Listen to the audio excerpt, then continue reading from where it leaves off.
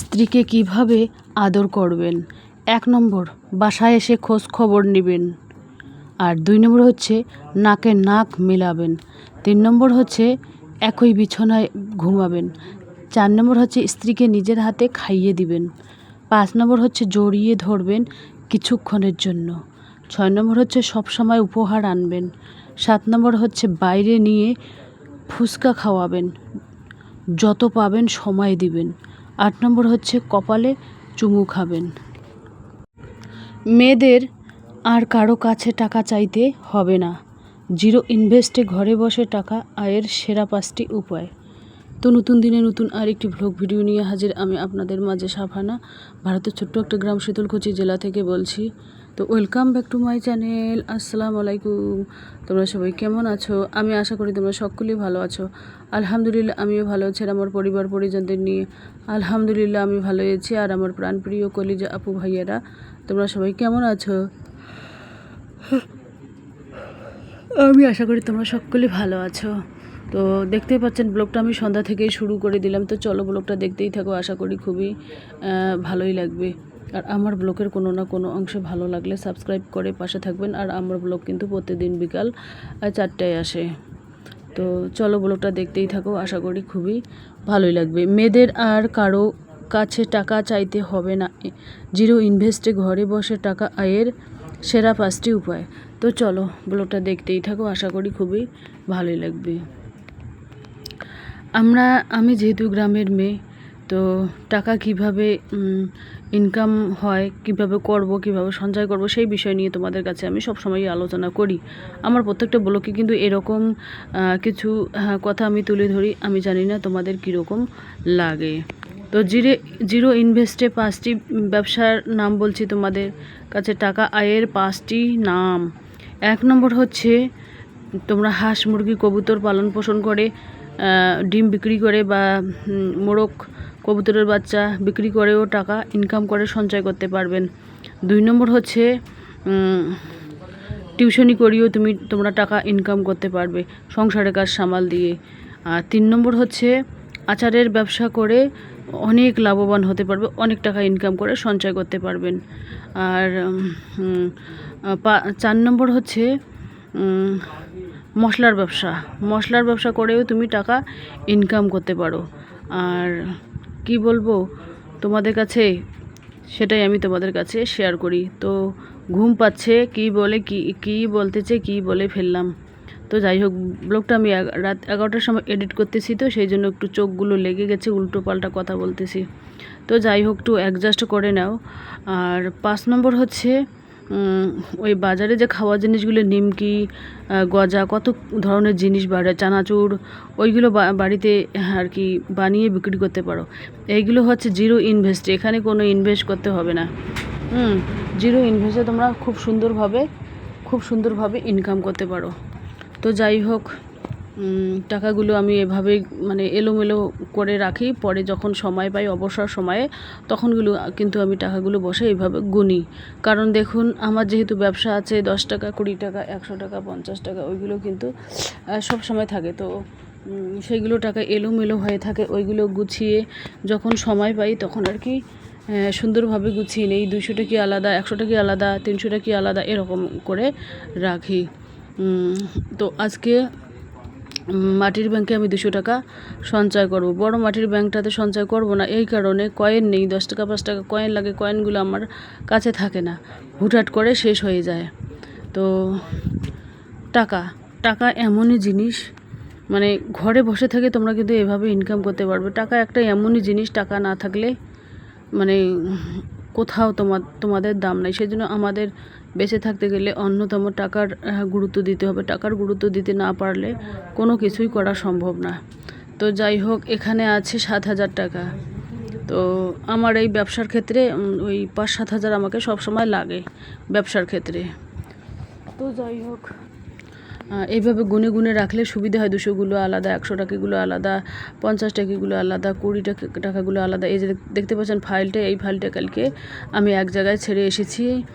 কি বলবো, আর দলের টাকা জমা করতে গিয়েছিলাম, তো ওখানে আর কি ঢুকে সবার ডকুমেন্টগুলো নিয়ে নিলাম, কারণ এখানে ছেলের মেয়ের হাজব্যান্ডের আমার মায়ের আমাদের 5 জনের ডকুমেন্ট আছে। যদি অন্য কোথাও রাখতাম, যদি হারিয়ে যেত, তাহলে কিন্তু বাপরে বাপ আমাকে কথা শুনতে হবে। কারণ তাও শুনেছি, হাজব্যান্ড শোনার পরও আমাকে নানান কথা শুনিয়ে দিয়েছে যে হ্যাঁ इतना बड़ा ना पड़वाई क्यों करता है, हिंदी बात में बहुत मज़ा है बहुत। তো যাই হোক, ব্লগটা দেখতেই থাকো, আশা করি খুবই ভালোই লাগবে। এগুলো হচ্ছে আমার বাড়ির মুরগির ডিম। বাড়ির মুরগির ডিমগুলো আমি আলাদা আলাদা রাখি, বড় বড় সাইজের ডিমগুলো আলাদা রাখি আমাদের খাবার জন্য। মানে সাথে সাথে যদি সিদ্ধ করে খাওয়া হয় তাহলে কিন্তু ওই মুরগির ডিম পাড়ার সাথে সাথে যদি সেই ডিম খাও, তাহলে সেই ডিমের ছাল উঠতে চাইবে না, একেবারে ডিমটা হয়ে যাবে, মানে কোঁচকানো হয়ে যাবে। তো যাই হোক, এই যে ডিমগুলো, এই বাড়ির ডিম আলাদা রাখি আর ফার্মের ডিম আলাদা রাখি। মানে হাঁসের ডিম নিয়ে আসি, আমি ফার্ম থেকে নিয়ে আসি, হাঁসের ডিম নিয়ে আসি, সেই জন্যই আর কি।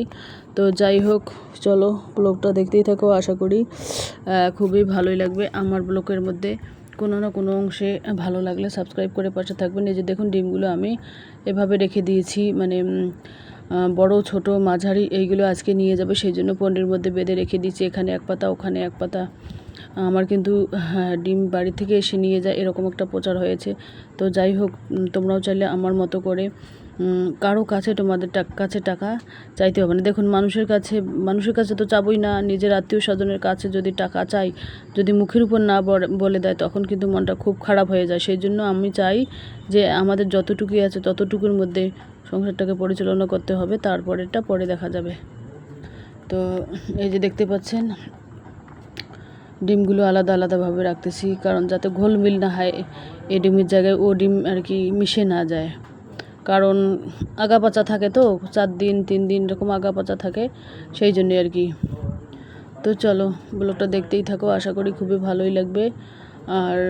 আর একটা ডিমের পাতা বের করে নিচ্ছি। ডিমের পাতার মধ্যে ডিম রাখলে কিন্তু খুব সহজে ভাঙে না।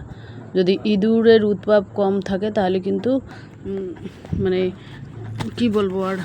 তো যাই হোক, এবার আমি ডিমগুলো এভাবে রেখে দেব। এখানে নিচে আছে 2 পাতা, উপরে 1 পাতা, 2টো করে পাতা যদি দেওয়া না হয় তাহলে কিন্তু মানে ভাঙার সম্ভাবনা থাকে পাতাগুলো। সেই জন্য 2-3টে পাতা একসাথে করলে ভাঙার সম্ভাবনা থাকে না। তো যাই হোক, ড্রামের মধ্যে রাখা আছে, সে ড্রাম খালি করবো আর কি। ওখান থেকে মানে খালি করার পর ওই ডিমগুলো করবো, সাইজ করে নেব। বড়গুলো আলাদা, ছোটোগুলো আলাদা, মাঝারিগুলো আলাদা। দেখুন, কেউ বলে তুমি এত পরিশ্রম করো কেন, এত কষ্ট করো কেন, তোমার বসে শুয়ে খাওয়া উচিত। আমি বলি কি, হ্যাঁ বসে শুয়ে খাবো, আর রোগ ধরাবো আর চিকিৎসা করা টাকা আমাকে কে দেবে, এটাই হচ্ছে আমার মেইন কথা। আমি নিজের তার চেয়ে আমি নিজের কর্মক্ষমতায় যুক্ত আছি, সেটার দিকে আমার খেয়াল দিতে হবে। তো এই যে দেখতে পাচ্ছেন 3 পাতা, না এখানে 2 পাতা আছে, তো আর কি 3, 6, 9 পাতা আর কি ডিমের অর্ডার আছে।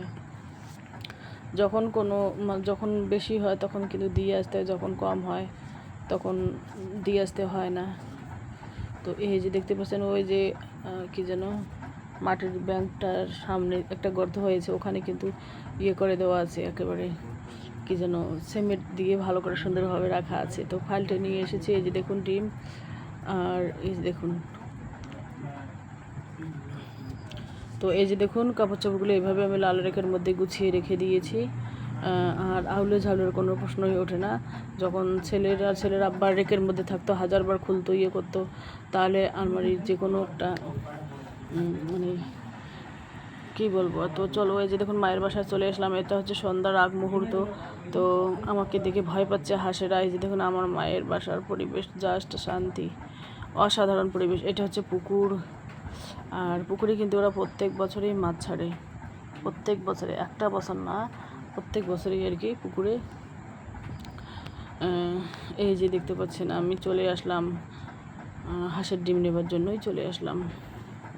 তো এই যে দেখুন বাড়ি চলে এসেছি। এটা হচ্ছে রাতে রান্না, ছোট মাছ নিয়ে এসেছে, আলু দিয়ে করব। আর এই যে দেখুন রাইস কুকারে ভাত হয়ে গেছে অলরেডি। এই যে দেখতে পাচ্ছেন পাতলা পাতলা করে কেটে নিয়েছি। পাতলা পাতলা করে কেটে দিয়ে মাছ দিয়ে ঝোল করলে হেভি টেস্ট লাগে।